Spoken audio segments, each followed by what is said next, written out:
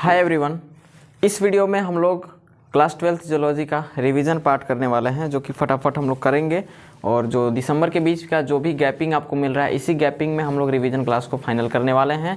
और बीच में जितनी भी चीज़ें आएगी सबको हम लोग फाइनल करते चलेंगे। और क्लास जो लोग छोड़ चुके हैं कोई टेंशन नहीं लेंगे, फिर से हम लोग स्टार्ट कर रहे हैं। और फिर से करने का मतलब ये नहीं कि जो पहले वाला था उसी को नकल मारेंगे, ऐसी कोई बात नहीं है।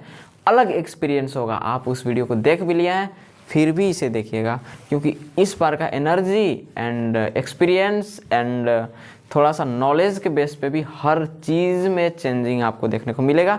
आप ध्यान से चीज़ों को पकड़ना। लेकिन हाँ, नोट्स इस वीडियो में नहीं मिलेगा और A to Z हमको विश्वास है कि एक भी डाउट भी आपको नहीं बचेगा। नोट्स नहीं मिलेगा, एक भी डाउट भी नहीं बचेगा, ठीक है। तो ये सीरीज़ जो चलेगा केवल और केवल 31 दिसंबर तक ही चलेगा, 31 दिसंबर तक ही चलेगा केवल।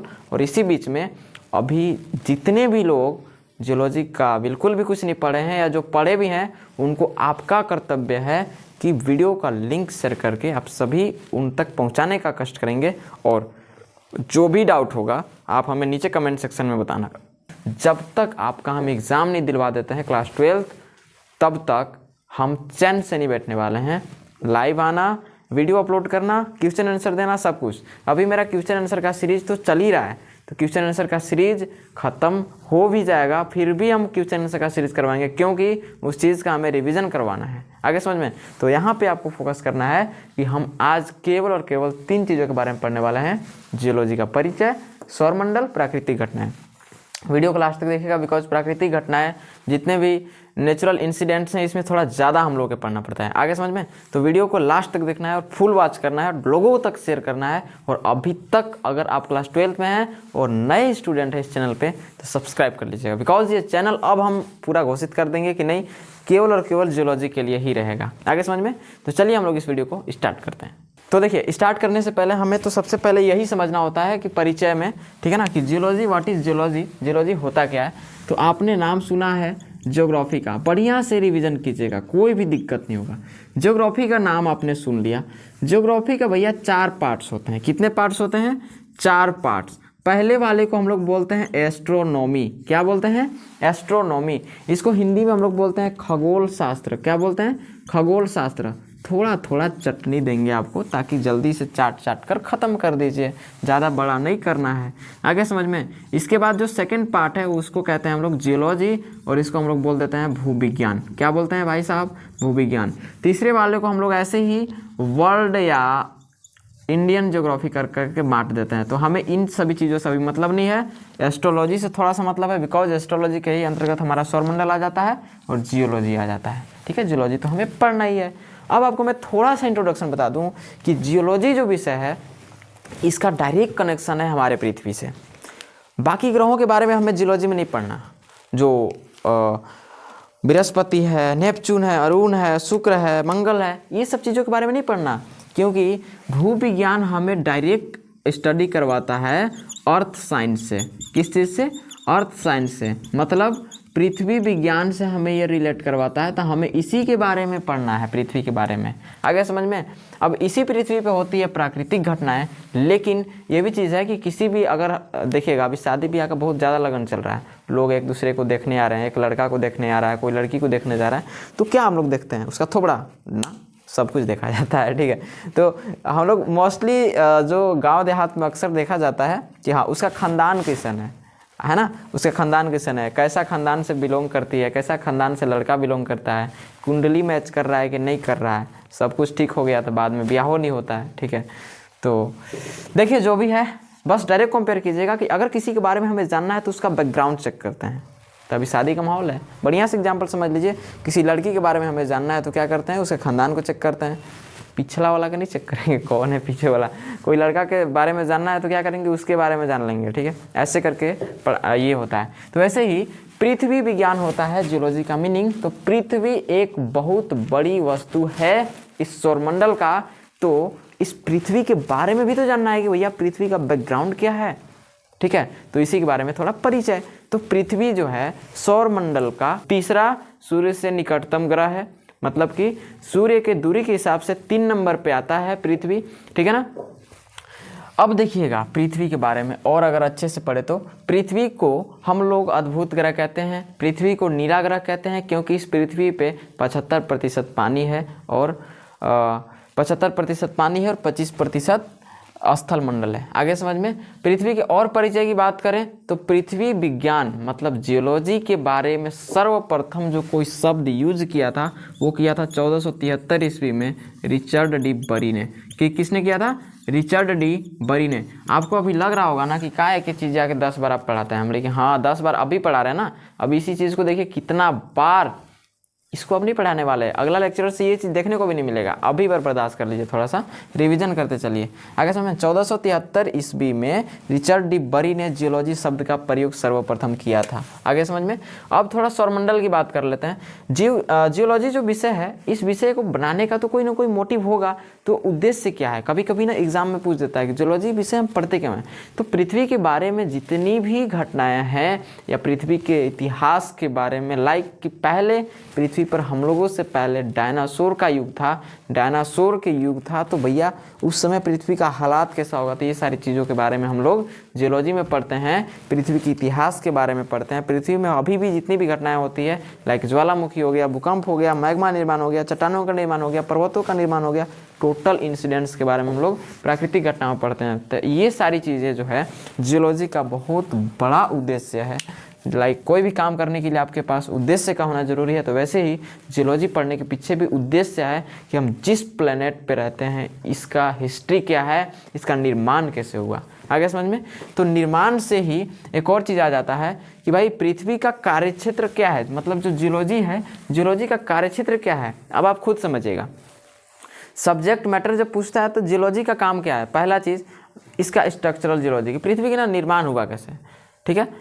सेल विज्ञान, पृथ्वी पर सबसे ज़्यादा आपको सेल मिलेगा, सबसे ज़्यादा कोई चीज़ मिलेगा तो सेल मिलेगा। मिट्टी मिलेगा तो मिट्टी का निर्माण भी तो सेल से ही हुआ है ना। बाकी चीज़ें अभी लेक्चरर में मिल जाएगी। और हाँ, पिछला लेक्चरर वीडियो का आप देखते चलिएगा, बढ़िया कॉन्सेप्ट है उसमें भी। और यहाँ तो आपका पूरा सफाई हो जाएगा दिमाग का, जो भी कॉन्सेप्ट होगा। क्योंकि हम आपको पता है कि फिजिकल हम नहीं पढ़ाते हैं, कि फिजिकल आप लोग को कभी पढ़ाया नहीं है उतना ज़्यादा।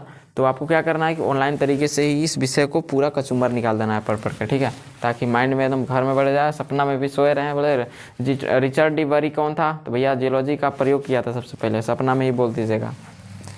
कोई बोलेगा पगलाया का रे रात में आज। सौरमंडल के बारे में पढ़ते हैं तो पृथ्वी के निर्माण की बात आती है सौरमंडल में, तो उस चीज़ को थोड़ा सा हम लोग समझ लेते हैं कि सौरमंडल में हमको पूरी चीज़ों के बारे में नहीं पढ़ना, हमें पढ़ना है केवल और केवल पृथ्वी के निर्माण के बारे में। तो सौरमंडल से जैसे ही हम लोग स्टार्ट करते हैं तो देख लीजिएगा, जैसे सौरमंडल है, सौरमंडल का मीनिंग होता है, थोड़ा सा समझ लीजिए। सौरमंडल का इंग्लिश तो होता है सोलर सिस्टम। क्या होता है? Solar system. सोलर मतलब इसका हम लोग बोल देते हैं कि हिंदी में नाम क्या है? सौरमंडल है। क्या है? सौरमंडल। सौर मतलब आप समझिए केवल और केवल सूर्य, और मंडल मतलब समझिए परिवार। क्या होता है? परिवार। तो सूर्य का परिवार को हम लोग सौरमंडल बोलते हैं। जैसे आप रात में आकाश में देखिएगा बहुत सारे तारे मिलेंगे, तो उसी में से एक तारा हमारा क्या है? सूर्य है। तो व्हाट इज सन? तो सन इज ए स्टार। क्या है? सन एक तारा है। मतलब जो सूर्य है क्या है? सूर्य एक तारा है। और जैसे आप बहुत ज़्यादा ही मतलब तारों के बारे में जानते हैं, तो रात में सोते हैं तो छत पे आपको जितने भी तारे दिखते हैं, ठीक है ना, तो वो जो तारे होते हैं उसी तारों में से एक तारा हमारा सूर्य है, और इसी का एक परिवार है। और इसके परिवार के अंतर्गत आ जाते हैं ग्रह, आ जाते हैं उपग्रह, आ जाते हैं क्षुद्र ग्रह, आ जाते हैं उल्का पिंड, आ जाते हैं। ठीक है, सारी चीज़ें आ जाती है। तो तारा, अब ये जो सूर्य का जो तारा है इसका गर्मी है आपका 6000 डिग्री सेल्सियस। सौरमंडल का मुखिया जी माना जाता है तारा को, इसको सूर्य को। आगे समझ में। प्रधान माना जाता है सौरमंडल का। ये बना हुआ है हाइड्रोजन प्लस हीलियम जैसे गैसों से मिलकर बना हुआ है। आगे समझ में। और अब बात है कि हमको तो सूर्य के बारे में नहीं पढ़ना, हमको पृथ्वी पढ़ना है। तो चलिए कोई दिक्कत नहीं है, हम लोग पृथ्वी के बारे में ही पढ़ लेते हैं। बस इतना कॉन्सेप्ट क्लियर हो गया। सोलर सिस्टम इंग्लिश में बोलते हैं, हिंदी होता है सौरमंडल। और सौरमंडल का मीनिंग हो गया सूर्य का परिवार। सौर मतलब सूर्य, मंडल मतलब परिवार। ठीक है ना। और सूर्य क्या है? एक तारा है। इसके अंतर्गत परिवार में क्या क्या आ जाते हैं, ग्रह आते हैं, उपग्रह आते हैं, क्षुद्र ग्रह आते हैं। तारा का गर्मी कितना है, 6000 डिग्री सेल्सियस। मुखिया जी कहा जाता है इसको, हाइड्रोजन हीलियम से मिलकर बना हुआ है। ठीक है, चलिए फटाक से हम लोग इसको स्टार्ट करते हैं। रिवीजन के सुपर फास्ट क्लास को देखने के लिए आप इस चैनल को सब्सक्राइब कर दीजिएगा, ऐड आ रहा है वीडियो में। ठीक है, चलिए तो ये क्या है जी, सूर्य। अब बात है कि बाकी ग्रहों का निर्माण कैसे हुआ, लाइक पृथ्वी की बात करते हैं तो पृथ्वी का निर्माण कैसे हुआ। तो माना जाता है वैज्ञानिकों द्वारा कि बहुत बड़ा पिंड पृथ्वी के सामने से एक समय पहले लगभग 5 बिलियन साल पहले, 8-10 बिलियन साल पहले ऐसा घटना हुआ था। ठीक है ना, कि एक बहुत बड़ा वस्तु सूर्य के पास से गुजरा। तो सूर्य के पास से गुजरा तो सूर्य की अत्यधिक गर्मी के कारण वो चीज़ टुकड़ों में बट गया, मीन्स कि फट गया। फूटने की वजह से इसके बहुत सारे टुकड़े हो गए और बहुत सारे टुकड़े इसके आसपास में क्या करने लगे भाई साहब, चक्कर काटने लगे। क्या करने लगे, चक्कर। कोई इधर आ गया, कोई बड़ा टूटा, कोई फूटा, ऐसे हो गया। तो वैसे ही इस चीज़ों से ना एक लास्ट में नेबुला का निर्माण हुआ। नेबुला को इंग्लिश में नेबुला हम लोग लिख देते हैं। ठीक है ना, क्या लिखते हैं, नेबुला, और हिंदी में निहारिका कहते हैं। क्या कहते हैं, निहारिका। तो बात है ना कि पृथ्वी का निर्माण कैसे हुआ, ये तो फूट गया। तो बात यह है कि सूर्य के सामने हर एक तारों के पास अपना ऊष्मा एवं गर्मी होता है एवं उनका प्रकाश भी होता है। उसी प्रकार से वस्तु जब आया तो वो फूट गया। तो निहारिका का मीनिंग आप डायरेक्ट समझो कि बादल होता है। क्या होता है, बादल। अब एक बादल का निर्माण ऐसे नहीं, जैसे पानी का भी बादल बनता है तो केवल पानी का बादल बनता है, वहाँ पे नहीं कि कोयला में जाकर भर जाता है। तो वैसे ही एक ही प्रकार के कंपोनेंट्स, मतलब जितने भी तत्व थे, एक ही प्रकार के चीज़ें मिलकर आपस में भीड़ लगा दिए तो क्या हो गया, बादल। जैसे कि कहीं कहीं पे धूल कण टुकड़ा हुआ तो धूल कण बट गया। ठीक है, तो वो धूल कण एक ही जगह पे जम गए तो वो एक ग्रह बन गए। उसी प्रकार से निहारिका बोलते हैं हम लोग कि पृथ्वी पर, और पृथ्वी का उम्र ज़्यादा नहीं, पृथ्वी का एज पूछता है बहुत ज़्यादा। तो कितना बताया अभी, 5 बिलियन वर्ष पूछता है। कितना होता है, 5 बिलियन वर्ष, मिलियन नहीं, 5 बिलियन वर्ष होता है। इस 5 बिलियन वर्ष पहले की बात है, पृथ्वी की रचना नहीं हुई थी। सूर्य के पास से एक बहुत बड़ा सा वस्तु गिरा, जो कि सूर्य की अत्यधिक गर्मी के कारण वो फूट गया। फूटने के बाद उसका जितने भी टुकड़े थे, वो सभी टुकड़ों में से कुछ पार्ट्स एक जगह पे जमा हो गए, स्टोर हो गए। ठीक है ना, तो स्टोर होने के बाद क्या हो गया कि निहारिका का निर्माण हुआ। तो अगर आपसे कभी पूछे कि पृथ्वी का निर्माण किस चीज़ से हुआ है, तो निहारिका से हुआ है। किस चीज़ से, निहारिका से। जिस प्रकार से सजीव का निर्माण कोशिका से हुआ है, उसी प्रकार से कोई भी पदार्थ का निर्माण परमाणु से होता है, उसी प्रकार से पृथ्वी का निर्माण निहारिका से हुआ है। निहारिका इंग्लिश में नेबुला बोलेंगे। हिंदी मीडियम, इंग्लिश मीडियम ध्यान दीजिएगा। निहारिका एक बादल का रूप होता है जो कि एक ही प्रकार के वस्तु, और पृथ्वी पर इसीलिए सभी प्रकार के वातावरण पाए जाते हैं, सभी प्रकार की अनुकूल परिस्थितियां पाई जाती है। यहाँ पे कोई भी इंसान रह सकता है, कोई भी जीव रह सकता है, कोई भी जीव जन्म ले सकता है, क्योंकि यहाँ पे उस जीव को जिंदा रहने के लिए हर एक प्रकार की चीज़ें उपलब्ध है। ये चीज़ें आई कहाँ से, निहारिका से। आगे समझ में, निहारिका से।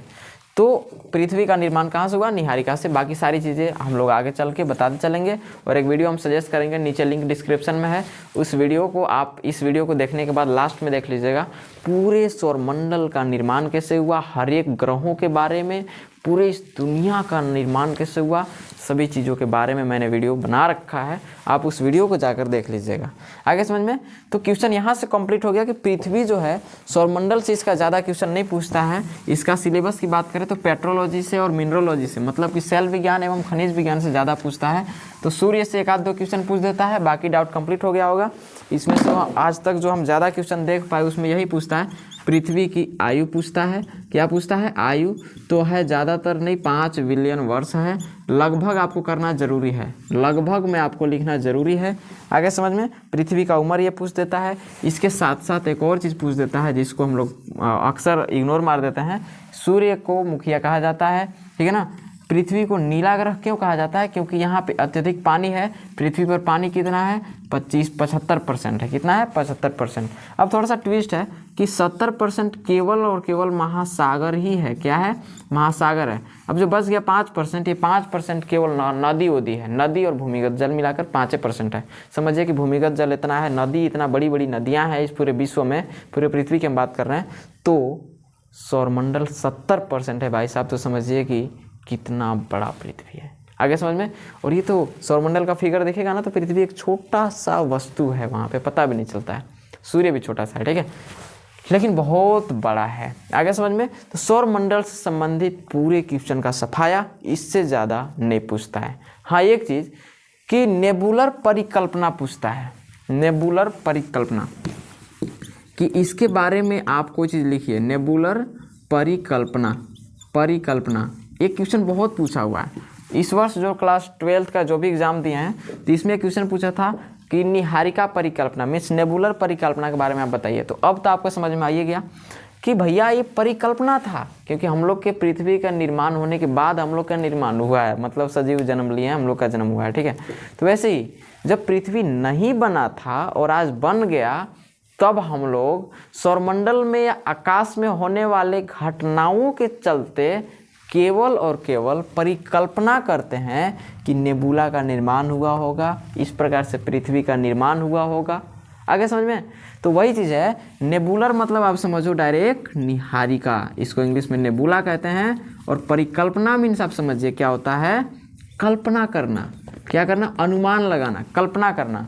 तो वही हम लोग कल्पना करते हैं कि भाई साहब पृथ्वी का निर्माण नेबुला द्वारा हुई है। आगे समझ में, नेबुला कैसे बनती है, तो हर एक प्रकार की चीज़ें मिलकर एक बादल जैसी संरचना बनाती है, जिसके चलते नेबुला का निर्माण हुआ और उसी नेबुला से पृथ्वी का निर्माण हुआ। अब जो है यहाँ पे एक वैज्ञानिक आते हैं कि ऐसन पगलीला लिखे, ऐसन पगलाने जैसा थॉट केकर मायने में आया होगा कि नेबुला का निर्माण हुआ।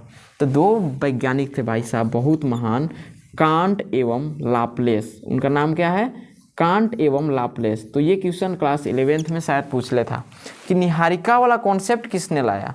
जैसे आप अगर क्या कीजिए कि अगर गीता पढ़िए, कुरान पढ़िए, धार्मिक चीज़, ठीक है, तो इसमें आपको ना गजब तरीके से बोलेगा कि नहीं धरती का निर्माण ऐसे हुआ, दुनिया की रचना इसने किया, सृष्टि का रचना इसने किया।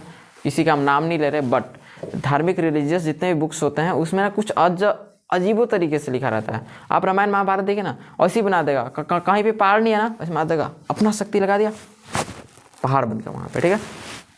तो अब हम क्या ही बताएं, क्योंकि ये भी परिकल्पना है और वो भी परिकल्पना है, क्योंकि वो चीज़ बाद में शूट हुआ, जब निर्माण हो रहा था तो उस समय कैमरा भी नहीं बना था, ठीक है। तो वो भी एक परिकल्पना है और ये भी परिकल्पना है। पहले के जब अगर पूछे ना कि वो सारी चीज़ें जो थी तो शूट तो कर लिया, तो थॉट आया कहाँ से, थॉट बनाया जाता है, क्योंकि पहले के इंसान को ना पढ़ने भी नहीं आता था, कुछ लिखने भी नहीं आता था, पहले तो खुद ही पता नहीं था ड्रेस पहनना है कि नहीं पढ़ना है।